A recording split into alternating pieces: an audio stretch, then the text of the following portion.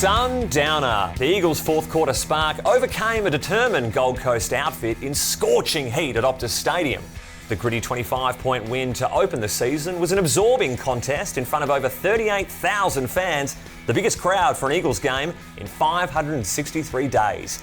Now, despite a round of upsets where fellow finals hopefuls faltered, West Coast managed to maintain their composure and deliver an important victory and a spot of revenge. Welcome to the very first episode of Eagle Review for season 2021. Will Schofield, far too expensive these days. The 2018 flag certainly got his prices up and the best our budget could hope for. Tyson Beattie, welcome to the program. Well, Stephen, it is a miracle. It was supposed to be a one-hit wonder. I'm kind of like that interim head coach you shouldn't have hired.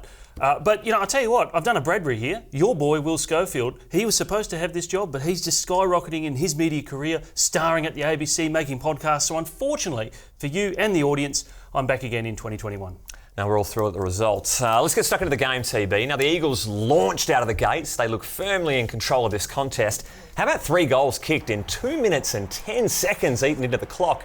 That's just absurd. Well, in fact, Thumper, we had 3 goals before the Gold Coast even had 3 disposals. Unbelievable. Lightning start, and it all started with a bit of mercurial Tim Kelly on the boundary line action, and it ended with Oscar Allen putting his stamp early in the 2021 season. Yeah, a career-high 4 goals for Oscar Allen. Terrific game. 9 marks, 4 inside 50s. That was the most on the ground. He's clearly more than just a clean-cut, good-looking, blonde hair, perfectly presented young man. Very gorgeous. This guy is extremely versatile. He can go into defence to give the key backs and rucks a chance to rotate with these new reductions in the interchange. That's right. Now we look at the time on ground. We see Nathan Vardy, 52% on ground. Natanuri, 66. They're the lowest two from an Eagles perspective.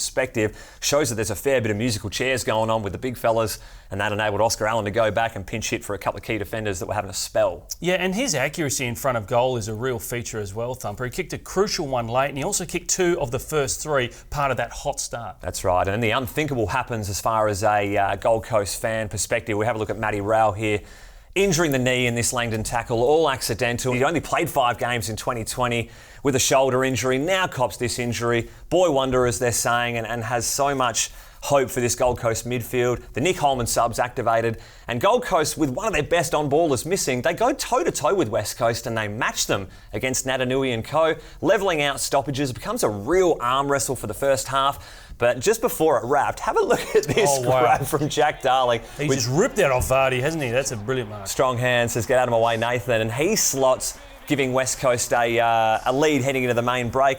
And then Gold Coast come to play in the third term. Well, Thump, if you remember the game from last year in 2020, they kicked 5 goals in the third term, and Gold Coast took charge in the third quarter this year as well. They actually got to a 7-point lead, and the Suns actually had the highest disposal efficiency of any team across the weekend in the AFL. They've got some really skillful kids. Jack Bowes had over 30 touches and 100% disposal efficiency. That's the first time someone's done that in the AFL since 2012. Turk Miller was brilliant. He set up so many goals, mate. He was fantastic. And what about this spin and goal from the Gov drop mark here? Had chances to be even further up, the Gold Coast Suns did, but a couple of drop marks and a little bit of inaccuracy in front of goals cost them. They did. I'll tell you one opportunity where they didn't miss. This little kick-in board from Jamie Cripps and manages to kick into the man on the mark, and Lockie Weller. Fantastic reactions from the ex-Docker. West Coast caught on the counter out of defensive positions, and this giving Gold Coast some real ascendancy heading into the later stages of the game. Yeah, but didn't Cripper make up for it? He bobs up later in the quarter and gets it back.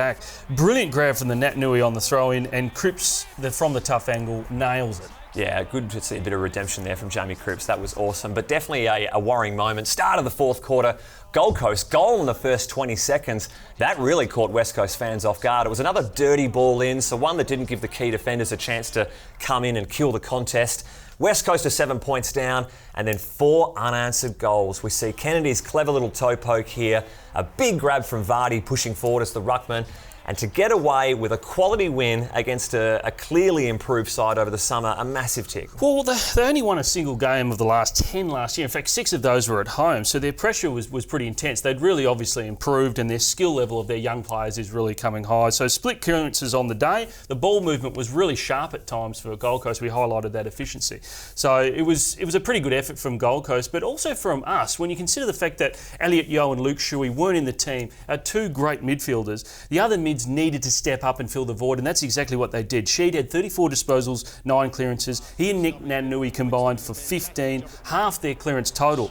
Kelly had 28 disposals and 9 inside 50s, and they fed that dangerous forward line of Allen, Kennedy and Darling. 14 marks inside 50. That's massive total. Yeah, and 8 goals between them. That's right. What about Andrew Gaff with just the 16 disposals? I mean, that is measly numbers for a superstar wingman. 8 touches in the final quarter. He only had 8 for the first 3 quarters, so he was well held. It's the first time he's got less than 20 touches in a full game since 2017. So let's hope that's not a sign of things to come. I doubt it will be. Tom Barrass was sensational down back. He had it 22 times, 13 marks, and it was a great battle between he and Ben King, one that I think will continue on for many years. 3 goals to Ben King did his part as well.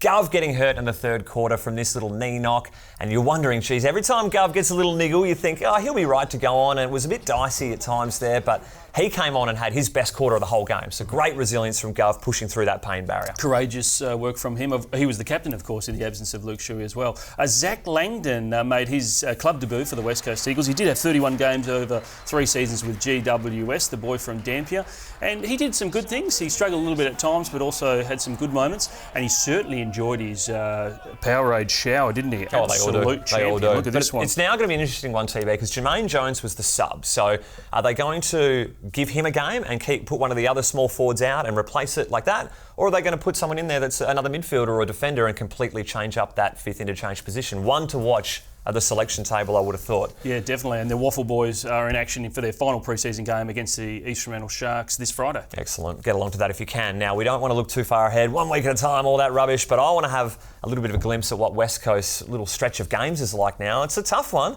Have a look next week. Starts with the Bulldogs, Port Adelaide looking real red hot, Saints, another up-and-coming team.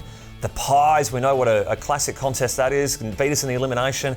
And the Cats, who I think are going to be there or thereabouts. Now, if we don't make top 4, I'd imagine it's going to be filled out by the majority of those teams. It's going to be a real difficult stretch. Get to see what the boys are made of without their 2 superstar gun midfielders. Yeah, they're all finalists last year, and it starts with the Western Bulldogs this Sunday afternoon. We've actually won 5 out of the last 6 against the Doggies, but if you watch the weekend, they are a pretty good side this year. They're going to be a pretty tall order to take on Sunday afternoon. Now, you're juiced for your roast of the round. They are back. This is what you get up in the morning. Yeah, something like 10 years in the running, so an opportunity to pop blokes. Wouldn't ever miss it. Let's start with Bose. Big game from the Gold Coast Sun, 30 touches, 14 grabs, but this is one of his more interesting ones. How on earth's he done that? How it's found a teammate is just beyond me. Now, a few clever taps on the day too, worth highlighting. Volleyball styles. Redden finds Ryan. Oh, I didn't mind that footwork there either.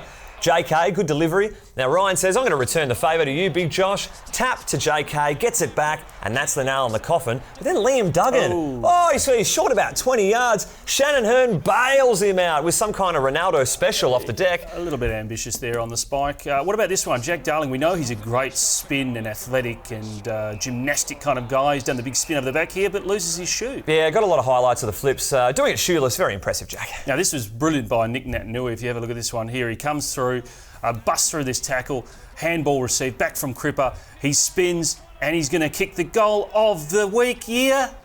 No, it's a behind. Nah, negative. He was just thinking about that one too much. Now we're going to go have a look at Tim Kelly. I don't know what's going on here. Either he's copped a massive hit, putting his head over the footy, or he's had a hand painting the centre circle red with his forehead. Either or is a bit of a weird option. Now, Ben King felt a bit sorry for him. He thought he'd be a bit of a lookalike. First Falcon of the year. Yeah, you can never exclude them.